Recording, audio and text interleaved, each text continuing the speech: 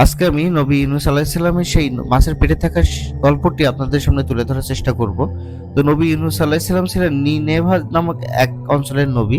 তিনি বহু বছর ধরে তার কওমকে আল্লাহর পথে ডাকলেন, কিন্তু তার লোকেরা কথা মানছিল না। তো একসময় তিনি রাগান্বিত হয়ে আল্লাহর অনুমতি ছাড়াই শহর ত্যাগ করে চলে গেলেন। তিনি একটি সমুদ্র তীরে এসে পৌঁছালেন। তিনি নৌকায় উঠলেন, কিন্তু এমন সময় শুরু হলো মহাঝড়। তখন লোকেরা ভাবলো, এই আমাদের ভিতরে এমন কোন ব্যক্তি আছে যার উপর আল্লাহ অনেক রেগে আছে। তো লটারির ব্যবস্থা করা হলো এবং 3বারই নবী ইউনূস আলাইহিস সালামের নাম উঠলো। তখন নবী ইউনূস আলাইহিস সালাম বুঝতে পারলেন এবং নদীতে ঝাঁপ দিলেন। এমন সময় একটি বড় মাছ তাকে গিলে ফেললো। এরপরে ঘটনা জানতে তবে তার আগে আপনি কি আমাদের চ্যানেলটি সাবস্ক্রাইব করেছেন? কি এখনো করেননি? তাহলে তো এরকম ইন্টারেস্টিং ঘটনাগুলো আপনি মিস করে ফেলবেন। তো এরপরে তিনি মাছের পেটে দোয়া করতে থাকলেন এবং তার দোয়াটি ছিল, লা ইলাহা ইল্লা আনতা সুবহানাকা ইন্নী কুনতু মিনাজ জালিমিন। হে আল্লাহ, আপনি ছাড়া কোনো উপাস্য নেই, আপনি পবিত্র, নিশ্চয়ই আমি অন্যায়কারীদের একজন। এই দোয়া আল্লাহর অনেক পছন্দ হলো। তিনি মাছকে নির্দেশ দিলেন ইউনূস আলাইহিস সালামকে তীরে পৌঁছে দিতে। তিনি দুর্বল হয়ে গেছিল, কিন্তু আল্লাহ তাকে সুস্থ করে দিলেন। পরে তিনি ফিরে গেলেন তার জাতির কাছে। এবার সবাই একসাথে ঈমান আনলো আর আল্লাহ তাদের পুরো জাতিকে